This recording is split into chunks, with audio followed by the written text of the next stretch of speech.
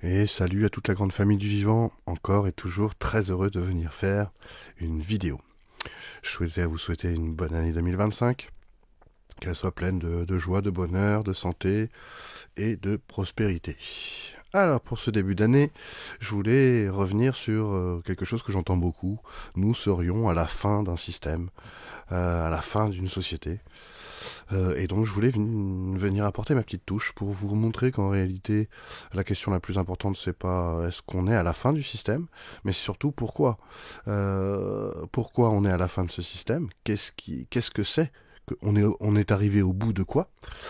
Et quand on saura au bout de quoi on est arrivé, ça nous donnera certainement des indications sur le début de l'autre système. Vous savez que la nature a horreur du vide, si bien que la fin de quelque chose signifie inévitablement le début d'autre chose.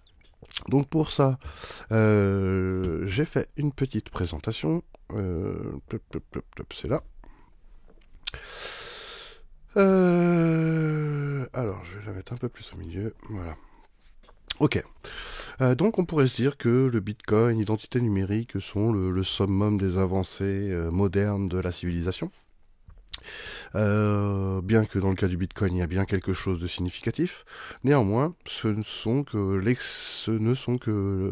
n'est que l'extrémité moderne d'un système plurimillénaire, j'ai envie de dire archaïque, qui tourne sur deux choses essentielles, qui sont les revers d'une même pièce.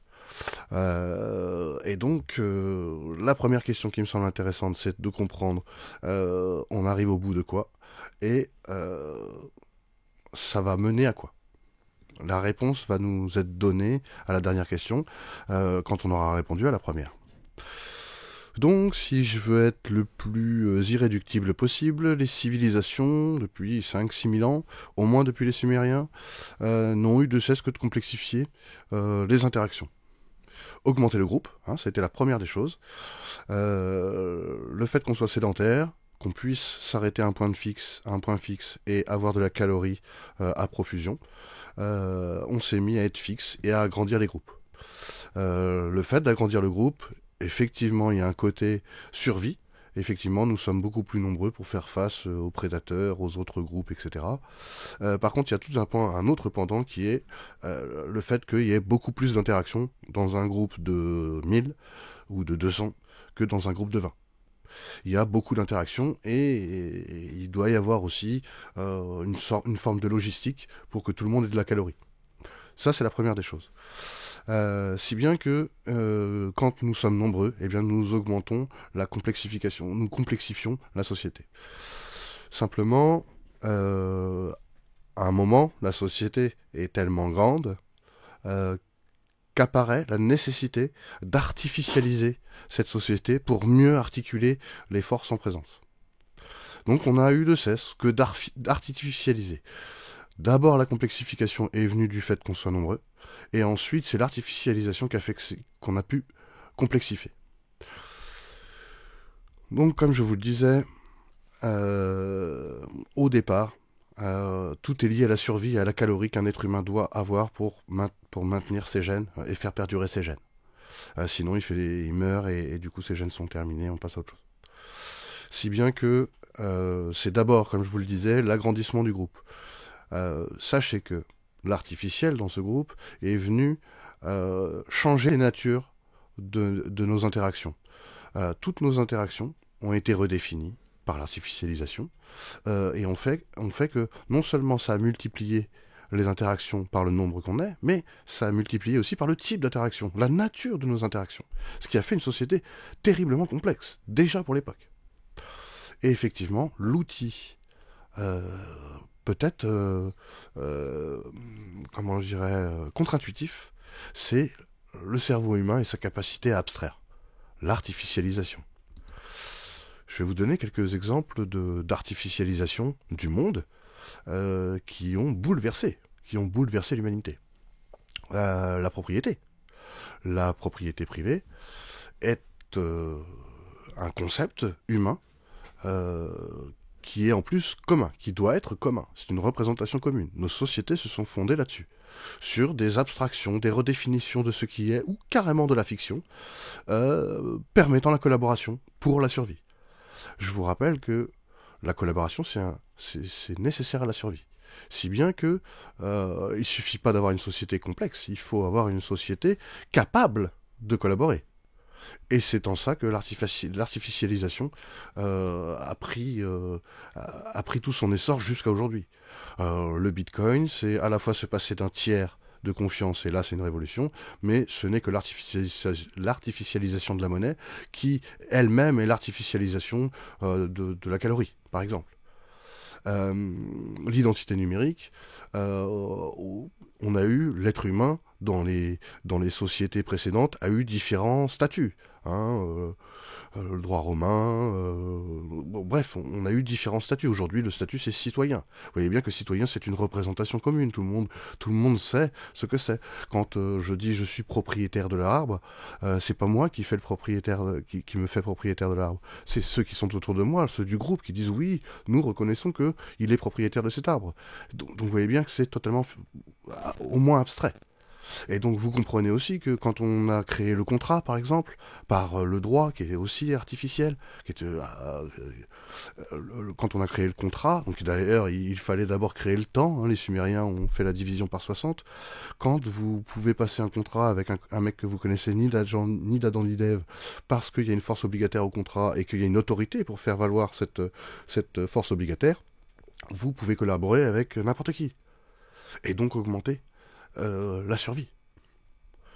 Et donc, c'est pour ça que je vous dis que, en réalité, le Bitcoin ou l'identité numérique ne sont que l'extrémité, j'ai envie de dire, moderne d'une société archaïque. On ne fait que suivre un long mouvement et lent d'évolution qui, effectivement, arrive à la croisée des chemins, puisque, effectivement, nous pouvons arriver au bout de la complexification. Comprenez que la complexification, elle peut pas être éternelle, pas sur notre système Terre. Il y a encore de la marge de manœuvre, je pense, mais beaucoup moins que ce qu'on pense. On pourrait mettre des sociétés dans le ciel, des villes dans le ciel, et encore complexifier, etc. Simplement, c'est on comprend bien par nature, si la nature est finie, et c'est ce qu'elle est, que on ne pourra pas, de façon indéfinie, continuer à complexifier. Complexifier un truc qui est déjà surcomplexifié, c'est extrêmement coûteux. La force du monde va faire qu'on va s'orienter sur autre chose. S'orienter sur quoi? Effectivement, la fin de la complexification et de l'artificiel, ça mènera à... Alors c'est soit on s'effondre, le système s'effondre, et on revient à l'âge de pierre, et donc on va recommencer le cycle de la complexification, pour la survie, on n'aura pas le choix, c'est parce que le monde sera comme ça aujourd'hui et qu'on devra reproduire ce cycle. On arrive à la fin du cycle capitaliste en même temps, et effectivement, on sait qu'il y a une fin à ça, on sait qu'inévitablement ça ne tiendra pas. Soit, effectivement, le nouveau monde, lui, il va se charger de simplifier, de pas complexifier, de simplifier et de plutôt naturaliser, jouer avec la nature, etc., plus que l'artificialisation, qu'il ne sera pas nécessaire. Si vous avez bien compris, l'artificialisation permet la complexification. Mais si on est dans un mode de simplification, alors on n'a plus cette nécessité de l'artificialisation des choses. On pourrait plutôt se baser sur le vivant de manière générale. Ça me semble être un peu plus appréciable et en tout cas un peu plus pérenne comme société humaine. Donc on a 2 ou 3 versions en réalité à tout ça. C'est soit on s'effondre et on recommence le cycle, donc on va continuer à complexifier, soit un système va émerger avant l'autre, pendant que l'autre s'effondre, et ce système, il n'aura pas le choix que de faire un truc plus simple. En sachant que là-dedans, il y a la nature, la terre, qui elle aussi joue de ses forces, qui fait que le début d'autre chose sera peut-être juste imposé par la nature, imposé par les lois physiques du monde. Donc quelque part, c'est un peu comme... non, je citerai pas son nom. Mais quelque part, on va vivre une descente énergétique et matérielle, je pense, conséquente dans quelques décennies, ou même très rapidement, ça dépend des humains. Et donc peut-être qu'on sera juste contraint à ça, qu'on n'aura pas le choix. Mais il n'empêche que ce système, aussi difficile naîtra-t-il, sera basé sur l'absence de complexification et d'artificialisation. Une chose qu'on peut voir sur l'artificialisation, c'est que je pense que l'IA a beaucoup à nous offrir là-dedans. Surartificialiser avec une intelligence pourrait nous permettre de simplifier nos sociétés. Donc il y a cette chose-là. Et le plus beau message que j'ai envie de vous dire pour ce début d'année, c'est que, on parle de choses artificielles. Les représentations communes, ce n'est qu'une façon de concevoir le monde. Ce n'est qu'une façon de concevoir la société humaine, ce n'est qu'une façon de concevoir nos interactions, la nature de nos interactions, tout ça, c'est que dans nos têtes en fait.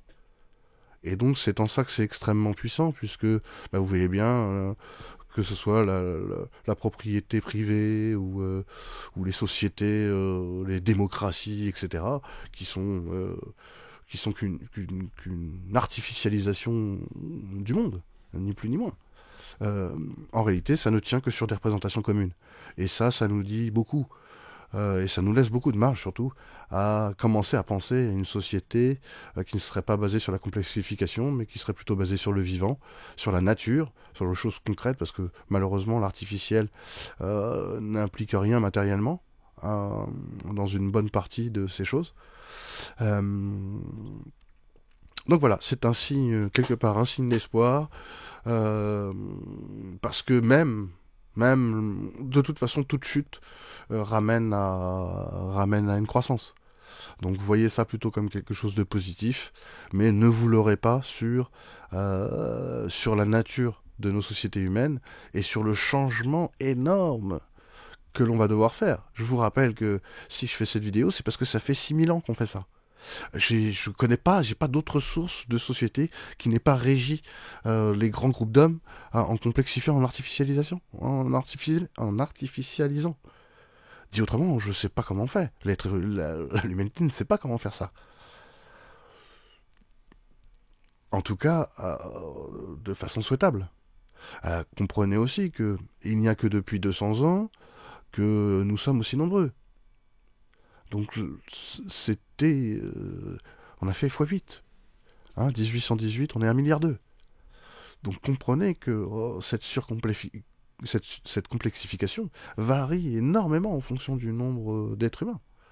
Varie énormément en fonction du nombre de statuts. Tout a un statut aujourd'hui, tout est géré.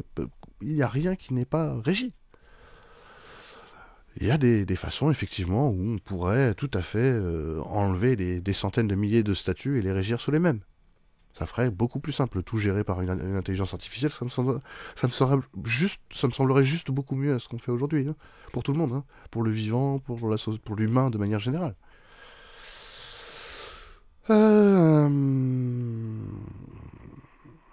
Voilà les amis, je pense que j'ai rien d'autre à dire de plus. Effectivement, je pourrais aller encore très, très loin, mais le but c'est pas de faire trop long. Donc, je vous remercie, je vous souhaite encore une excellente année, et je vous dis à très bientôt.